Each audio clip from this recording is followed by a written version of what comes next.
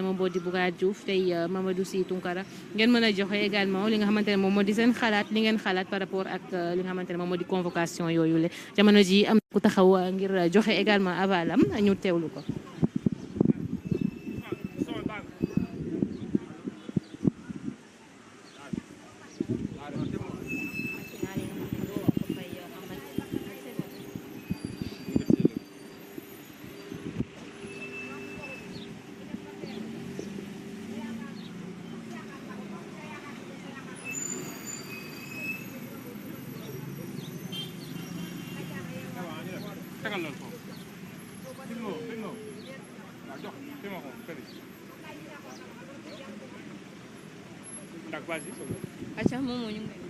maa ngi leen di fay di leen nuyu di leen massawu ci coono yi ngeen nekkee jamono ji nga xam ne chaque semaine yéen a ngi fi pour jël ay information di ko digtal askan wi leen di seetaan di leen jaajëfal bu baax a baax. teewaay bi ñaari anam la bi ci njëkk mooy Mamadou Sy Tounkara suma directeur la ku nekk xam na lien yi nga xamante ne moom la am CNM di Challenge New Media. Il est notre directeur général donc bu ñu ko convoqué fii c'est comme si ñun la ñu convoqué moo tax ñu ñëw fi beneen bi c'est un professeur et un doyen pour moi koo xamante ne il nous a beaucoup inspiré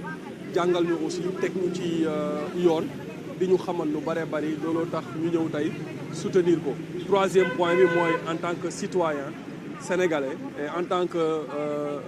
porteur de voix quand je dis porteur de voix mooy leader d'opinion quand je dis leader d'opinion mooy koo xamante ne mu ngi wax xalaatam ci réew mi ñu bëgg a nasaxal li nga xamante ne moom mooy démocratie ci Sénégal moo tax ñu ñëw tey marqué suñu soutien envers notre professeur notre directeur aussi. d'accord propos yi nga xam ne nii yëkkati na ko mu yëkkati ko ci émission am mu di assemblée nationale dañoo rejeté proposition de loi pour criminaliser li nga xam ne nii moo di l'homosexualité ñu gis Amadou Ba ne loolu diffusion de fausses nouvelles la tey le procureur autosaisir ci mbir mi sa jàngat ci propos yi nga xam ne nii yëkkati na ko ak li nga xam ne nii day wax mën na ko jural. waaw xam nga Tounkara il a tout simplement interprété le règlement intérieur de l'Assemblée nationale en son article 60 alinéa 5. article 60 alinéa 5 daf ne su amee proposition de loi boo xamante ni député yi def nañ ko mu nekk sur la table du président de l'Assemblée nationale 3 sessions jàll te évoqué wuñ ko loolu motif de rejet la. Tounkara a interprété cet article là pour dire que comme évoqué wuñu ko pendant 3 sessions ça veut dire que rejet automatique la yemul ci wax ko daf ko bind. et loolu dafa sukkandiku ci règlement intérieur bu l'Assemblée nationale su fekkente ne. Tounkara dafa def mal interprétation de cet article-là il n'a pas besoin d'être convoqué fii nga xamante ni moom mooy cybercriminalité di jaajëfal bu baax a baax Babacar Ba forum justiciable moom mi nga xamante ni wax na ne tout simplement bu fekkente ne Tounkara dafa juum ci interprétation bi les lois war nañu ko mën a indil la bonne interprétation au lieu que ñu koy convoqué fii nga xamante ne moom mooy cybersécurité. et moi je pense que li nga xamante ne moom mooy l'urgence nit ñi wax nañ ko mooy mbënd mi. mooy loi bi nga xamante ne ñoom dañu ko yàgg a xeex ne Macky Sall dafay xeex góor jigéen dafay xeex pour daganal góor jigéen ñoom s'ils viennent au pouvoir et Ousmane Sonko l'avait dit bu ñëwee dina bokk ci loi yi njëkk a proposé mooy voter criminaliser li nga xamante ne mooy l'homosexualité. donc su fekkee ne Tounkara ci session extraordinaire bii nga xamante ne moo am assemblée nationale évoqué na bile loi man je pense que assemblée nationale li ñu waroon def. mooy sëggaat ci loi bi wala boog ñu ne Tounkara yow li nga def li nga xamante ne def nga ko mooy tu as mal interprété mais quand j'ai vu Amadou Ba écrire sur sa page Facebook que Tounkara a fait une diffusion de fausses nouvelles je me suis automatiquement dit que le procureur va s'autosaisir pour jàpp Tounkara ci li nga xamante ne moom mooy diffusion de fausses nouvelles. donc man suma analyse mooy Amadou Ba a orienté la publication de Amadou Ba a peut-être orienté ki nga xamante ne moom mooy le procureur à ce que mu autosaisir mais dans une démocratie comme le Sénégal moi je pense que war nañoo weesu fu ñuy jàppee nit di ko yàqal liggéeyam di ko sonal pour diffusion de fausses nouvelles. et je l'avais dit ci kaw Bachir Fofana je l'avais dit du temps de Macky Sall je continue de dire que diffusion de fausses nouvelles nit waru cee tëdd kaso d'autant plus que nga nekk un journaliste et pour man bu fekkente ne il y a une nouvelle qui a été diffusée et qui est fausse et je pense que ñu jox ñu la bonne nouvelle wala la bonne information moom moo gën ñuy jàpp nit di ko sonal et ñun ñëpp xam nañ la procédure da ngay ñëw ñu entendre la après ñu def la garde à vue bu subaa ñu def la mandat de dépôt jébbal la procureur ñu def la retour de parquet procureur def la mandat de dépôt yóbbu la instruction wala mu yóbbu la flagrant délit et c'est ça la procédure malheureusement pour nous ki nga xamante ne ñu ngi commenter l'actualité nationale et on a l'impression que on a un pied dehors et un autre pied en prison et ça c'est malheureux à chaque fois et je le dis à chaque fois suñu yeewoo bu ñuy xëy dañuy xool suñuy soxna yi ak suñuy doom ci bët boo xamante ne mën naa am ñu ngi dem waaye mën naa am duñu ñibbisiwaat mën naa am au cours de la journée dinañ leen woo ne leen seen papa wala seen jëkkër mu ngi en prison justement parce que joxe na xalaatam ci réew mi et ça je pense que c'est pas une démocratie je pense que ñoom li ñu doon xeex bi ñu nekkee dans l'opposition mooy ñu fexe nit ñi di wax seen xalaat ci bon fonctionnement wu réew mi ñu fexe nit ñi di wax seen i gis-gis sans impunité sans pour autant être inquiété. Tout à l'heure à l'entame de votre propos da nga ne da ngaa ñëw jàppale sa doyen nekk sa mentor ci li nga xam ne moom mooy ci métier waaye aussi ba ci démb on a vu aussi beneen doyen muy doyen ki Doudou Coulibaly comme aussi nekk référence ci wàllum communication ci wàllum journalisme les doyens seulement la ñuy convoqué la ñuy jàppale ndax da nga jàpp ni ndax doyen un peu rek penc mi actuellement léegi ñoom les doyens warul tey ñu xoolaat un peu ni seen façon de communiquer pour mën a génn ci affaire yu mel. Ce sont des gens libres yoo xamante ne mën nañ wax seen i opinion sans pour autant ñu convoquer leen wala ñu tëj leen. Daouda le Sénégal n'est pas comme le Mali le Sénégal n'est pas comme le Burkina le Sénégal n'est pas comme le Niger foofu nga xamante ne wax sa xalaat c'est criminalisé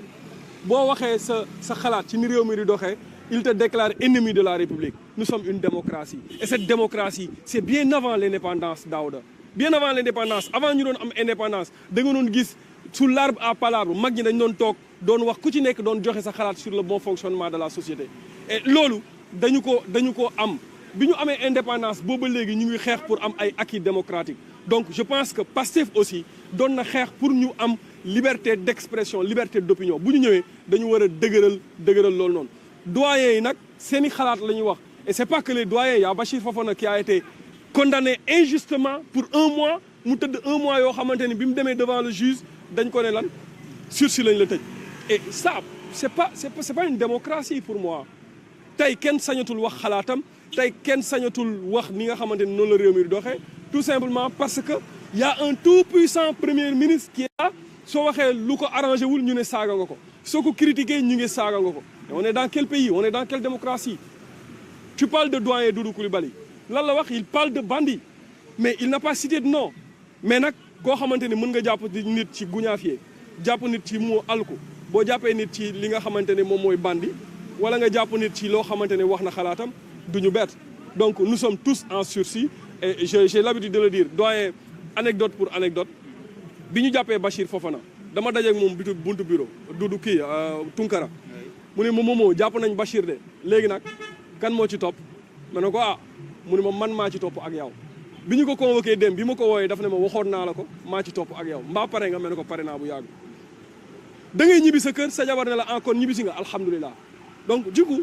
y a benn terreur boo xamante ni imposé nañu ko ba ñun mënatuñoo wax sax suñu xalaat ni mu waree donc moi je pense que ñoom ñoo war a xool ni ñu doxalee procureur aussi na xool ni muy autosaisir dafa yomb torop c'est trop facile waaw. diffusion de fausse nouvelle gis nga ñu bëri tey ñu si kaso bi Abdou Nguer Bachir Fofana Bakary Gadiaga ñoom ñëpp loolu la leen di toppee gis nga ku ci méttul da nga am franc gannaaw te wala boog fi nga xam ne moom mooy instruction ndax jàpp nga ni Tunkara du dem ko wala. bon ñu ngi ñaan yàlla li ñu ñaan mooy mu jugee ci audition bi dem ñibbi mais comme moom dañ ko yàgg a wër suñu xel dina tey que mu génn ñibbi këram suñu xel dina ci tey trop d'autant plus que saa bu ñu jàppee nit pour diffusion de fausses nouvelles kaso lay fanaan donc moi je pense que wax naa ko Fatou Kiné Cissé ci ñoom la bokk wala ñoom lay jàppale mais 1 an ferme lañ ko tëj pour diffusion de fausses nouvelles vous croyez que c'est normal 1 an ferme mais foo fekkente ne propos yi nga xamante ne moom la nit ki di yëkkati dafa jeter du discrédit ci institution loolu c'est un délit wala mu def loo xamante ne dafay indi ay jiixi jaaxa atteinte à la sûreté de l'État mais nañu requalifier les faits tuddee ko noonu mais pas diffusion de fausses nouvelles pour nit di ci 1 an wala 6 mois Abdou Nguer booba léegi mu ngi instruction kenn xamul kañ lay génn Badara Gadia mu ngi instruction kenn xamul kañ lay génn. Qu'est-ce qu'ils ont dit? Ils n'ont pas insulté les institutions. Ils n'ont pas demuñu Sweet Beauté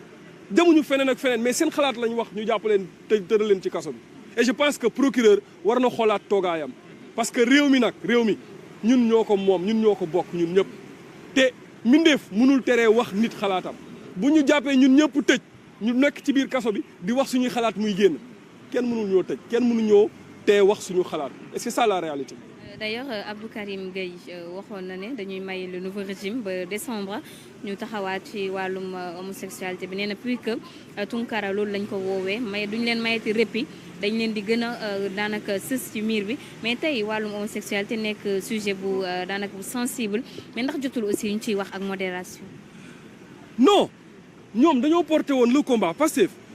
dañoo ñëw ànd ak Abdou Karim Gueye ak li nga xamante ne ñoom ñooy sàmm jikko yi porter le combat criminalisant l'homosexualité. Je me rappelle en 2022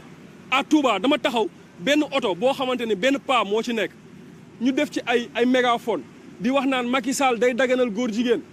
loolu la ñu campagner loolu moom moo tax Macky Sall a perdu largement les élections Ousmane Sonko daf ne woon bu ñëwee les premières lois yi ñu njëkk a dugal mooy criminaliser l'homosexualité ñu ngi ci ñaata loi yi ñuy dugal à l'Assemblée nationale di ko examiner ba léegi ñoom waxuñu ci la loi criminalisant l'homosexualité waruñoo xaar Abdou Karim Gueye waruñoo xaar sàmm jikko yi waruñoo xaar Tunkara parce que ñoom ñoo ko waxoon ils avaient pris l'engagement donc ils n'ont qu'à criminaliser l'homosexualité pour que ñu xam ne am nañ volonté wu criminaliser l'homosexualité. Est-ce que tamit du nekk problème parce que dox ci mbedd bi gis benn nit bu xaw a dëngal yan non ça c'est un autre débat ça c'est un autre débat parce que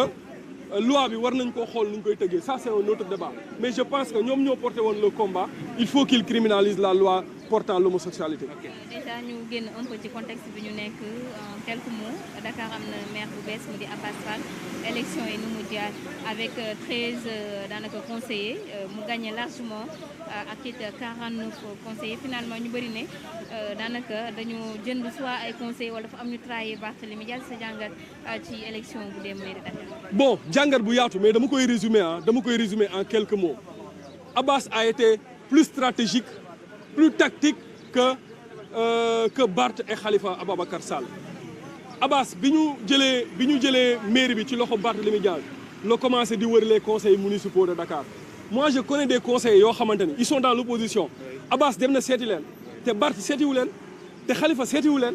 te conseils municipaux yi ñoom ku leen yëg lañ bëgg ils ont voté pour Abass donc Abass a été très stratégique ci côté boobu noonu bon jaay doole la wala du jaay doole là ça c'est un autre débat mais ci cas précis bi Abass a été très stratégique bu njëkkoon ndaak moi je suis agent municipal xam naa li may wax bu njëkkoon da ngay gis tête de liste boo xam ne moom mooy porter élection yi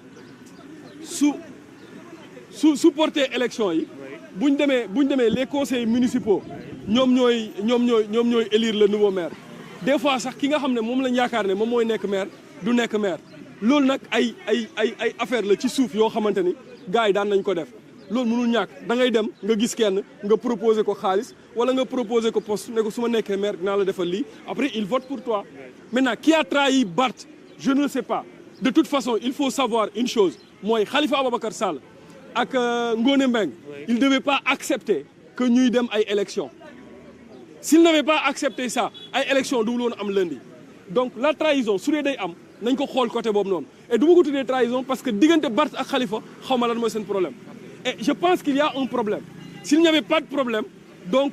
Barth du génnee nii taxawu Sénégal benn ñaareel ba Khalifa Sall va tout faire pour que Barth reste à la mairie il ne l'a pas fait donc les choses sont déjà faites attendons le 18 septembre pour voir ce que la Cour suprême va dire le 18 inchallah. Merci Momo. jërëjëf merci beaucoup. merci ñu ngi koy jaajëfal bu baax